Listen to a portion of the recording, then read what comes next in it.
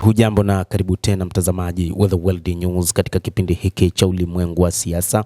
Mimi ni Adam Hussein na bado tunakujuza mambo mengi yanayojiri katika ulimwengu, lakini wakati huu tuelekee huko Syria ambapo IS imemkaripia Mohamed al-Shara, kiongozi wa mpito wa Syria, na wanamuita ni kibaraka wa Donald Trump, rais wa Marekani.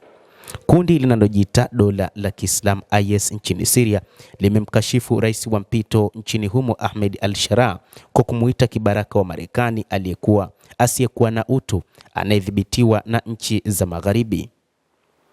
Kundi hilo limesema hatma ya al-Shara itaishia tu kuwa kama rais wa zamani wa Syria aliondolewa madarakani Bashar al-Assad.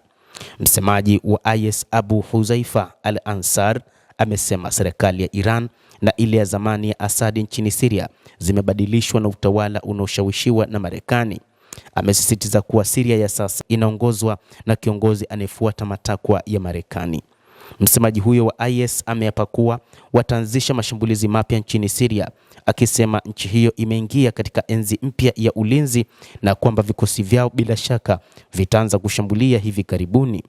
Tangu al-Shara ambaye ni kiongozi wa zamani wa kundi la Al-Qaeda tawi la Syria alipouangusha utawala wa Assad mwezi Desemba, alianzisha kuimarisha mahusiano yake na mataifa ya Magharibi, na mwaka uliopita alikuwa rais wa kwanza wa Syria kuzuru Marekani tangu Syria ilipojipatia uhuru wake mwaka 1946.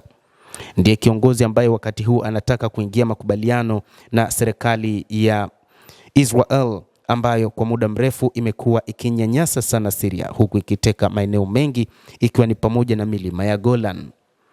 Golan Heights ni moja kati ya maeneo ambayo yapo chini ya mamlaka ya Israel tangu miaka ya 1960 baada ya vita vya siku 6 ambapo Israel iliweza kuteka maeneo kadhaa ikiwa ni pamoja na maeneo ya Syria.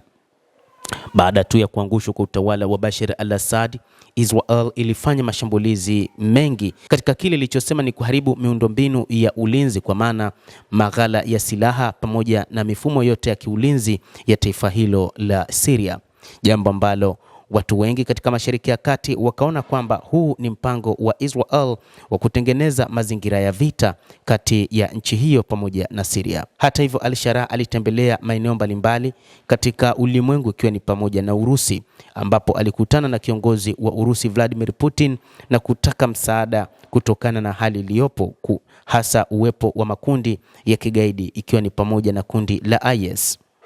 Ziara ya Moscow imelenga kufanya mazungumzo yatakayojikita katika mustakabali wa kambi za kijeshi za Urusi nchini Syria. Kwa Urusi ni muhimu kuendelea kuwa na kambi za kijeshi katika pwani ya Syria ili kuendeleza uwepo wa jeshi lake kwenye eneo hilo la Mediterania. Rais Putin alimpa pongezi al-Shara ambaye alifika nchini humo kwa mara ya pili tangu Bashar al-Assad alipong'olewa madarakani.